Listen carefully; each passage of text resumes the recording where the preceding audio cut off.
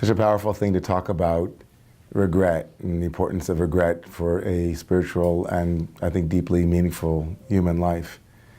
The sense that our actions and our reactions matter.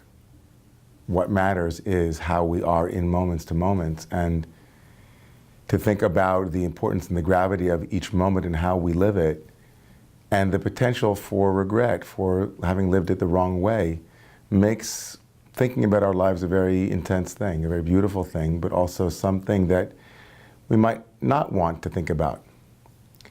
Thinking about regret or thinking about what we might have done differently or what we did right and how we would want that to continue is part of what it is to be a human being, to be a Jewish human being, I think, day to day. In fact, the rabbis say that a person should think about their lives and review it every single day, because really one should think about it the day before they die. And the rabbis said, well, does anybody know the day before they die? And said, no, they don't. So then every day is the day before you die. And so think about your life and think about the things you did right and wrong every single day. But we don't all do that. And certainly when it comes to thinking about our lives and the scope of our life, the task is even bigger. But for that reason, it's that much more important. Not being able to think back on what we did right and wrong and how we lived our lives in relationship with others would be a huge miss. Something that, ironically, we would regret. To live with a life with review and to do a life review is to live our lives with fewer regrets, potentially.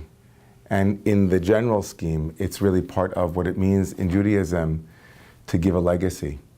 The greatest legacy that we can leave our children, the greatest legacy we can leave those around us, is to tell them who we were to them and who they were to us, to leave our lives with them with all of our unfinished business finished, to tie up loose ends and to finish the work. And when it doesn't happen, it can be very, very painful to watch.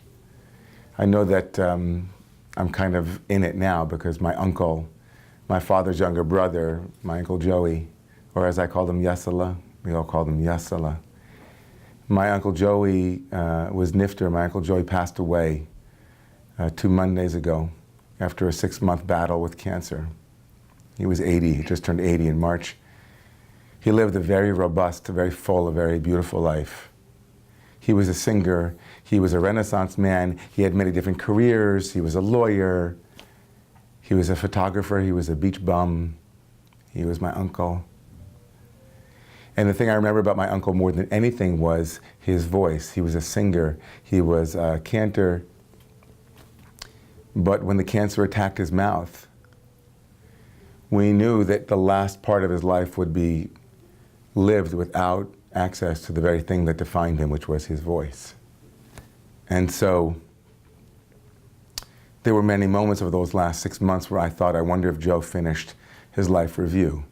If Laura and Abby, his 2 daughters, my father, his brother, if others knew the things that were on his heart that during the normal course of everyday life he had thought, there'll be time to say that, there'll be time to finish that, there'll be time to review that, there'll be time.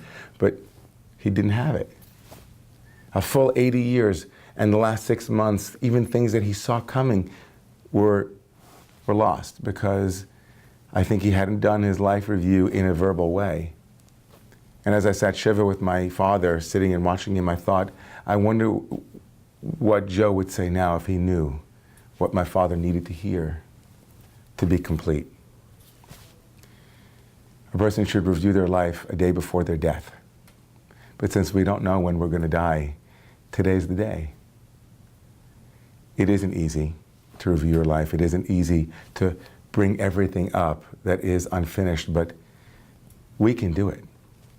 There are so many ways for us to make these moments matter, because that's what matters the most, is to not have unfinished business before we go. So tough questions and difficult things to do, but writing letters, making phone calls, that's all the work that we have at our disposal to make what matters really matter the most.